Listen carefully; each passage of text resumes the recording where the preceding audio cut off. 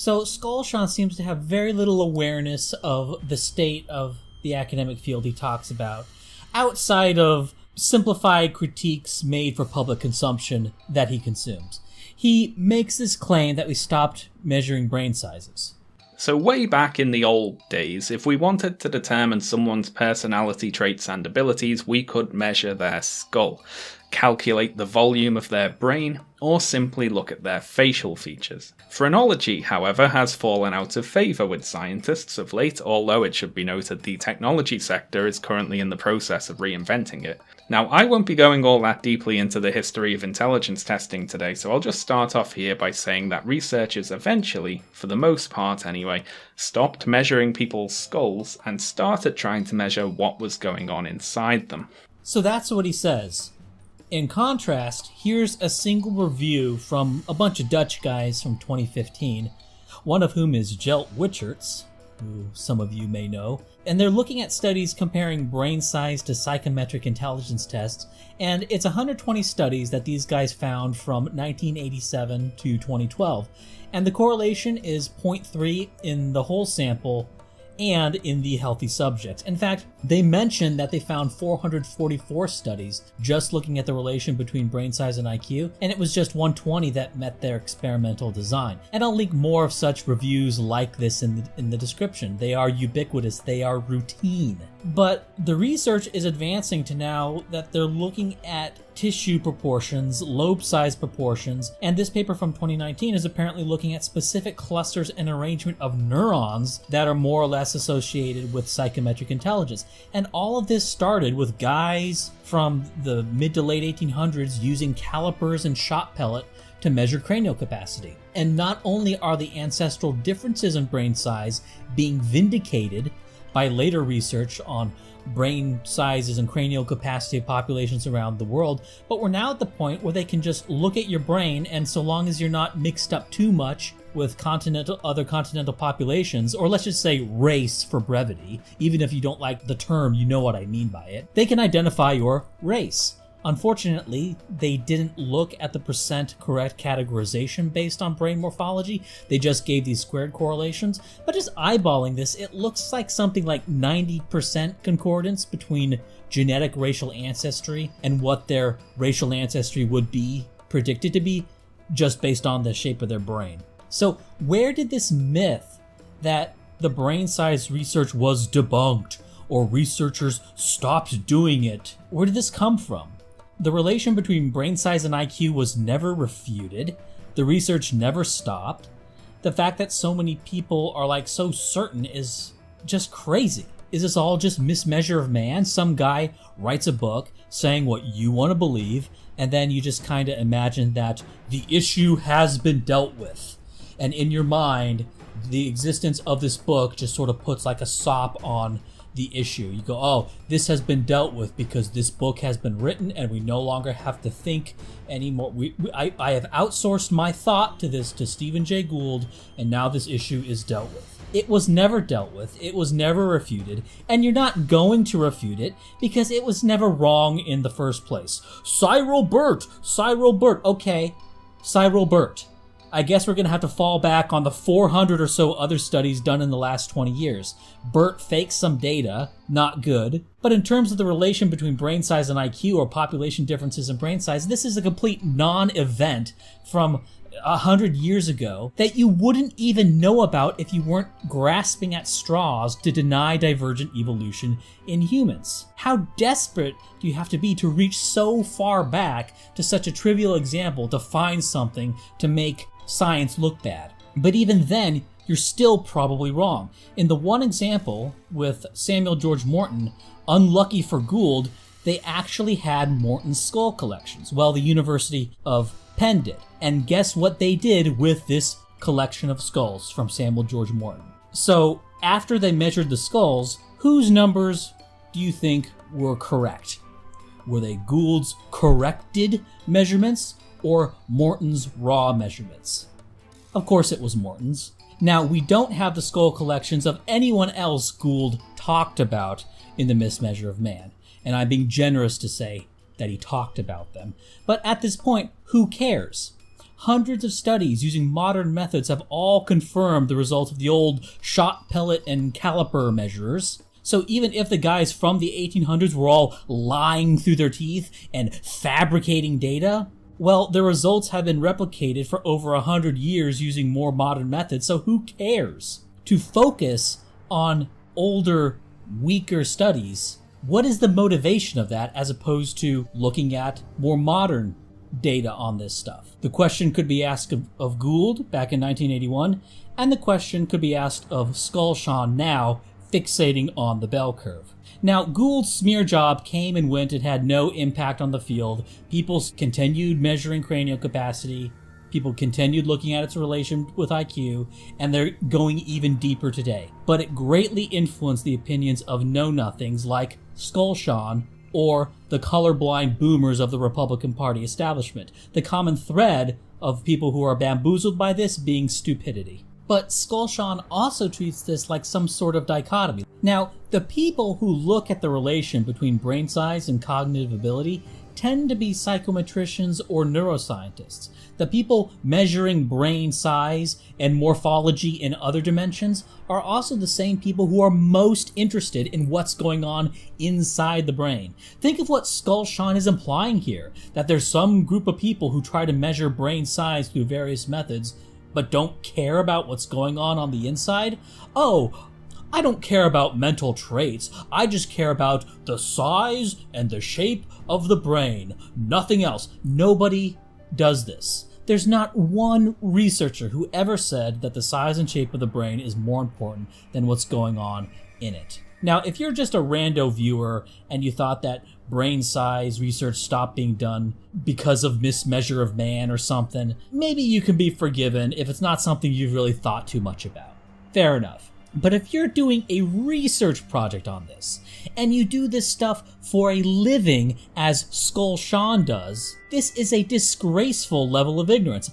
I'm just talking, maybe I should do a Google search for brain size and intelligence and see if there's anything since the 1920s on the relation between brain size and IQ. I'm saying in this video that there was no research after some point in the 1920s or 1930s whenever Shaun thought this went out of fashion. Well, maybe you should, check that? And Shaun compares this to phrenology. And this is a common rhetorical trick. It's ancient. It goes back to at least 2007, as far as I know, probably well before that. And it's a rhetorical trick that I call the Schirmer sandwich, named after Mickey Schirmer, who employs this tactic almost universally. And here's Shaun using the Schirmer sandwich. Quoting the back of my copy here, immediately hailed as a masterwork, the ringing answer to those who would classify people, rank them according to their supposed genetic gifts and limits. In this book, Gould is highly critical of everything from phrenology and craniometry to modern IQ testing. Now, Mickey Schirmer would identify the target and then sandwich the target in between bogus concepts. For example, he would say something like, in this edition of Skeptic magazine, we will be looking into alien abductions, urine therapy, race realism, and Bigfoot. The target, of course, being race realism, because that's something that's almost certainly true and has lots of data on it, and there's like debate in academia because there's people doing science and people doing politics. And so that's the Schirmer sandwich. And Shaun is doing the Schirmer sandwich with the relation between brain size and IQ, or ancestral differences in brain size, and relating that to phrenology. Now, not to spoil the end of my video here, but this is a good chunk of the reason that the reaction to the bell curve was so harsh. The idea that we can use intelligence test results in order to inform political policy was only half a lifetime before the book was written, getting people sent to gas chambers. So it's not surprising that people would be rather suspicious about it.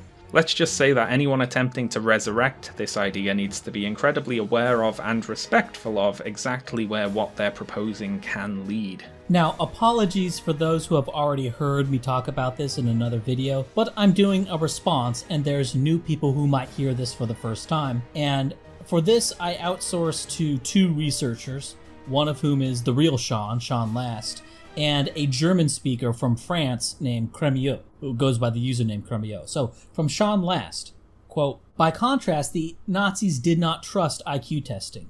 Hans Eysenck, a psychologist who grew up in Nazi Germany, recalls that psychometrically valid intelligence tests were banned under the Third Reich. On page 16 of his 1979 book, The Structure and Measurement of Intelligence, he wrote, quote, Stalin, as already noted, banned intelligence testing for being bourgeois, and Hitler did the same because it was Jewish. Some people will be surprised to hear this, as it is often said that the Nazis used IQ tests to determine who to sterilize as part of the eugenics program. Nicholas McIntosh clears this up on page 20 of his textbook, IQ and Human Intelligence. Quote, German doctors did indeed cobble together a few questions. Who was Bismarck? Who discovered America? Which they could put to those suspected of mental disability, but they regarded the results on such tests with skepticism, especially when it was found that they failed to discriminate between normal and backward children in East Prussia, and that far too many members of the Nazi Party were unable to give the correct answer. Doctors were more likely to rely on their impressions of the victim's behavior at the interview, and their interest in moral feeble-mindedness resulted in many of these questions being superseded by ones asking why people pray or why you should tell the truth. From Cremieux, quote, given that I'm a native German speaker, I can read sources on this that Turkheimer may be unaware of. Erich Rudolf Jansch and Friedrich Becker offer an excellent description of Nazi views towards intelligence and group differences. From their writing, we can see that the Nazis believed intelligence research represented a victory of the bourgeois spirit, that intelligence measurement, especially with a predominant general factor a la Spearman, was an instrument for Jewry to fortify its hegemony over white Gentiles, that the use of intelligence testing in schools was a system of examination of Jewish origin, etc. Almost exactly like Sternberg and more recently people like Nassim Taleb, the Nazis claimed that because people differ and thus intelligence differs, there should be examinations not for intellectualism, but for practical intelligence. The Nazis claimed that correlation and factor analysis were invalid tools for understanding anything. Compare this to Hilgard, 1955, on page 228. Correlation is an instrument of the devil. And that even if a general factor emerged from ability tests, it was invalid. That life was more complex than a dominant general factor, a fact no one contests. And that regardless of what the results showed, they would be unconvincing, because understanding is always distant, multifaceted, complex.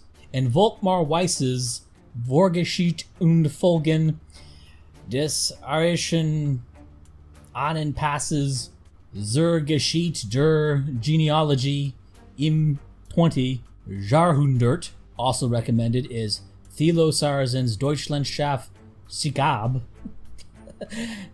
He records that the Nazis rejected IQ tests.